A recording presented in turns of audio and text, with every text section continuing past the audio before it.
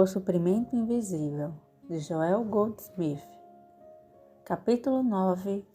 O princípio do tratamento.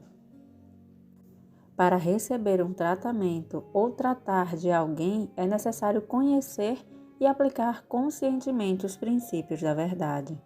Para tanto, devemos primeiro dominar a mente e o corpo.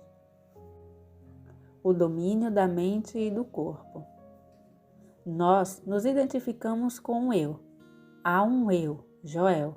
Há um eu, Maria. Há um eu, João. Sempre um eu, qualquer que seja o nome. Mas esse eu não é o nosso corpo nem a nossa mente. O nosso corpo e a nossa mente não são o eu do nosso ser. São apenas os instrumentos por meio dos quais desempenhamos as funções que nos cabem na Terra. A mente é o instrumento por meio do qual o eu do nosso ser pensa, raciocina, conhece, decide e julga. É usada para todos os propósitos de percepção. O corpo, por seu turno, é o instrumento físico que recebe ordens do eu por intermédio da mente. Por exemplo, quando desejo lavar a mão, eu, Joel, por intermédio da minha mente, dou essa ordem à mão e ela obedece. Eu governo a minha mente e a minha mente instrui o meu corpo. Por isso, eu domino tanto o meu corpo quanto a minha mente. Suponhamos, porém, que eu não exerça esse domínio que me foi dado por Deus desde o começo.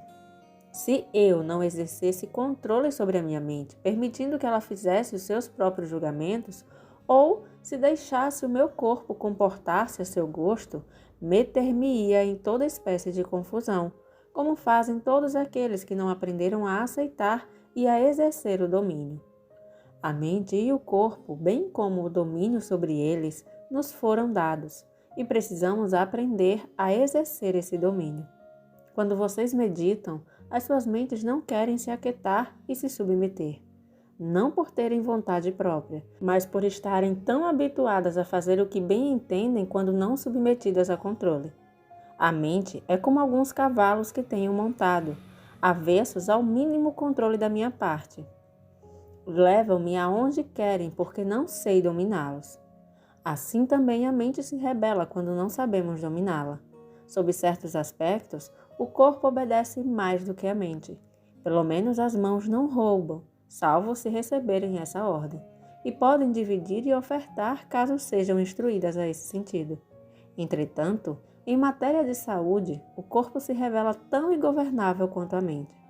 Ele tenta determinar por nós se estamos saudáveis ou doentes, mas temos tanto domínio sobre a saúde quanto sobre a mente e sobre a conduta. Se às vezes parece que não temos esse domínio, é porque não o assumimos. A meditação como forma de assumir o domínio.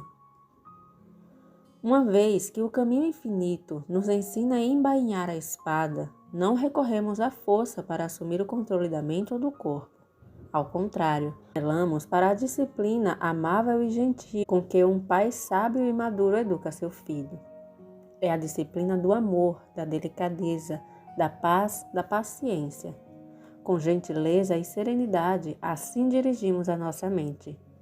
Eu dirijo a minha mente. Estejam em paz e tranquilos. Nada temam. Deus é poderoso entre vocês. Não tenham receio dos exércitos do mundo, porque Deus é poderoso entre vocês. Eu lhes dou a paz de Deus. A graça de Deus eu lhes dou. Paz. Meditem na quietude e em confiança. Na serenidade e na alegria receberão a graça de Deus. A paz esteja com vocês. A paz. A minha paz eu lhes dou. Não precisam de lutas. Não precisam pensar no que comer, no que beber, no que vestir. A graça de Deus os vestirá. A graça de Deus os alimentará. Estejam tranquilos. Estejam tranquilos e recebam a comunhão de Deus. Estejam tranquilos e ouçam a vozinha suave. Não precisam pensar. Estejam em paz, tranquilos. nada deve penetrar a mente para conspurcá-la ou engrenar mentiras. Nenhuma arma forjada contra vocês vencerá, pois onde está o Espírito do Senhor, há liberdade, harmonia, paz, quietude, calma, segurança, confiança. Na presença de Deus, há plenitude de alegria, plenitude de vida, abundância de bem. Onde estou, Deus está. Não preciso temer o que os mortais intentam contra mim. Eles dispõem apenas do braço de carne. Eu tenho o Senhor, Deus Todo-Poderoso. Por meio desse tipo de meditação, assumimos o controle da mente e do corpo, compreendendo que a nossa identidade, o nosso eu, é independente deles e tem sobre eles autoridade. Ao mesmo tempo, reconhecemos que tudo isso acontece não em virtude de algumas qualidades pessoais, mas devido à presença e à graça de Deus. Vocês descobrirão o valor disso quando defrontarem com um problema, próprio ou de alguém que veio em busca de ajuda, pois então estarão às voltas com a questão do tratamento. O tratamento como uma forma de prece. A prece é uma atividade espiritual, a nossa comunhão com Deus. Em sua forma mais elevada, é uma concessão de Deus para nós. Tanto a comunhão com Deus quanto a concessão de Deus constituem uma prece, mas sem palavras ou pensamentos. Por muitos anos, os metafísicos ensinaram que tratamento e prece eram sinônimos. Entretanto, isso pode ser verdadeiro apenas na medida em que o tratamento é uma forma de prece. Considero uma forma muito inferior de prece, pois ele, na verdade, não passa de uma preparação para a prece. Como assim? A obtenção da harmonia espiritual nunca depende de palavras ou de pensamentos.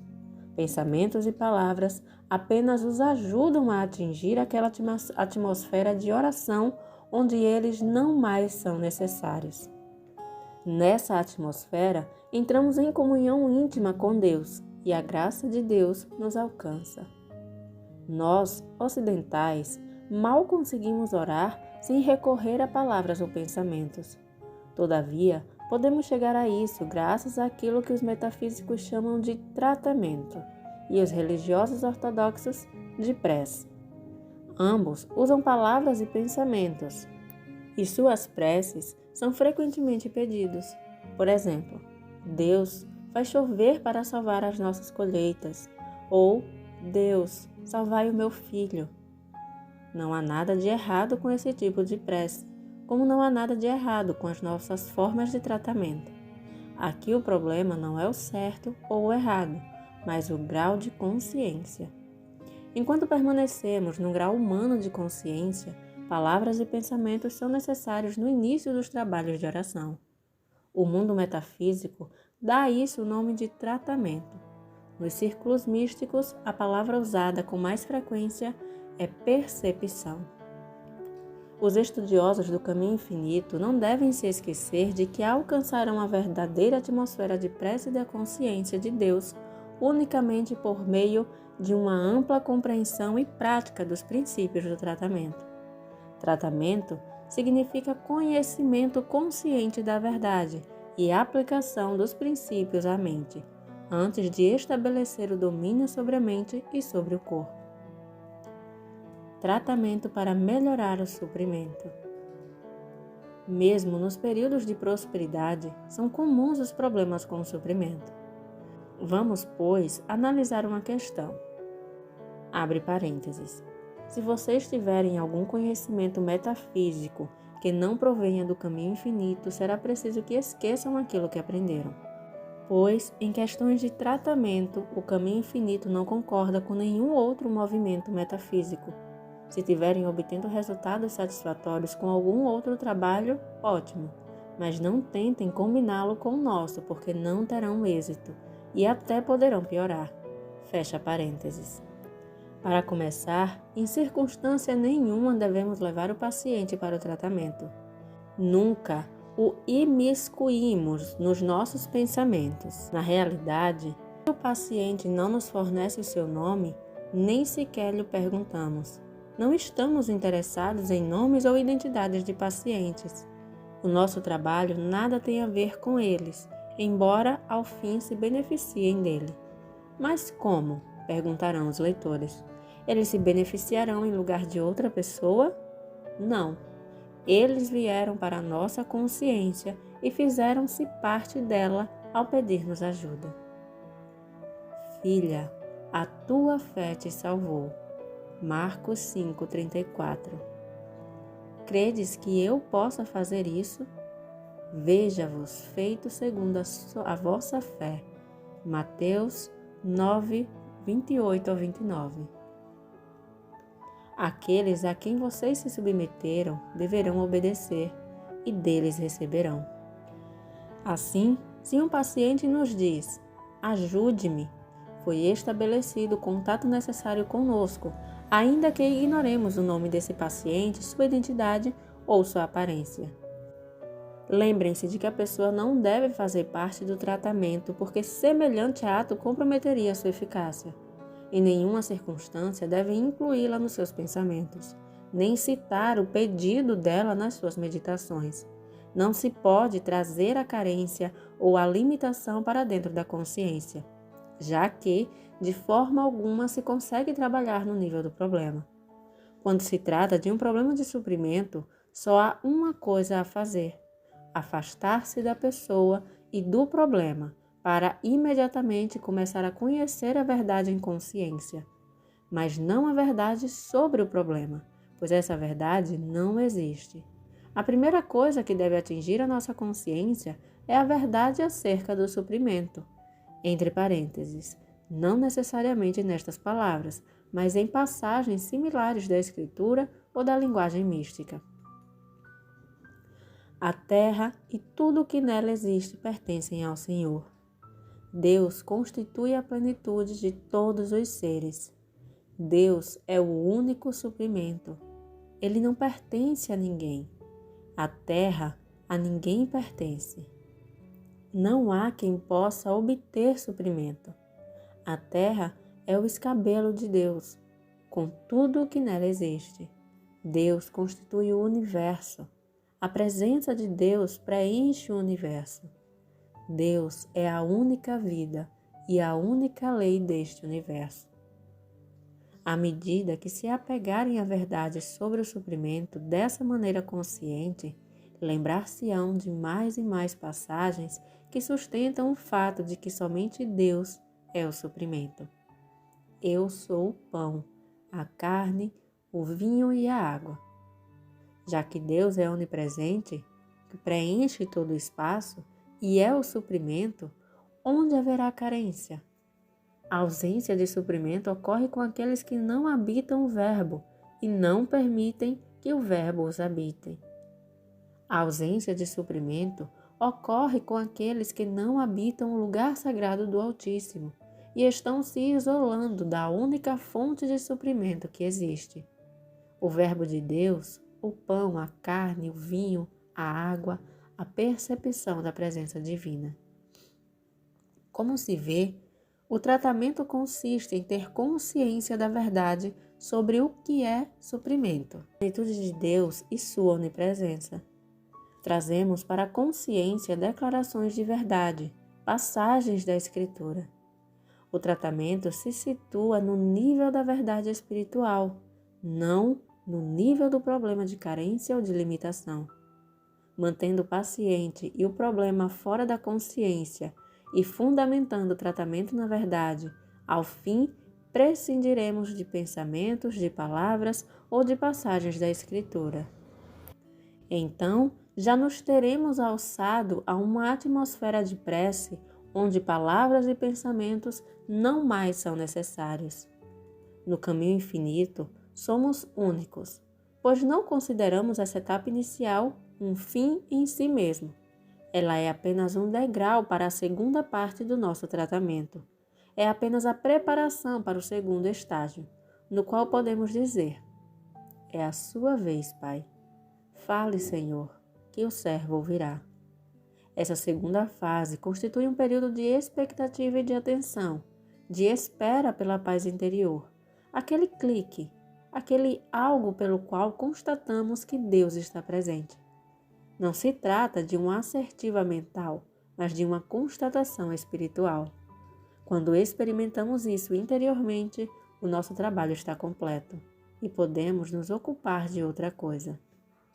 O problema do seu paciente talvez seja pertinaz, especialmente se esse paciente acredita que pode obter a graça divina vivendo uma vida mundana. Muitas pessoas, no movimento metafísico, creem realmente que tudo o que precisam fazer é ouvir uma palestra sobre a verdade ou encontrar o profissional certo capaz de dizer ou fazer a coisa certa, quando então as bênçãos de Deus choverão sobre elas. Não poucos foram alvos de inúmeras demonstrações e curas, mas depois descobriram que os tratamentos já não funcionavam.